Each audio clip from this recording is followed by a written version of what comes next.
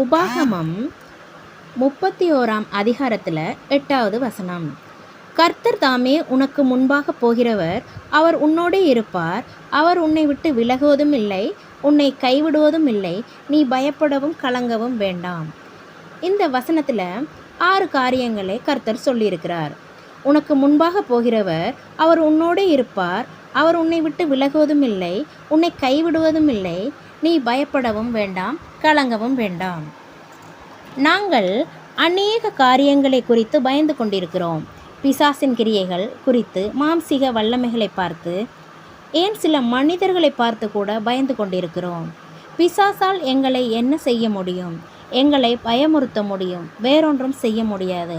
ஆனால் நம்முடைய ஆண்டவராகிய இயேசு கிறிஸ்து நமக்கு என்ன கொடுத்திருக்கிறார்? பயப்படுகிற ஆவியை கொடுக்கவில்லை, பயத்தை மேற்கொள்ளுகிற ஆவியை ஆண்டவர் நமக்கு கொடுத்திருக்கிறார்.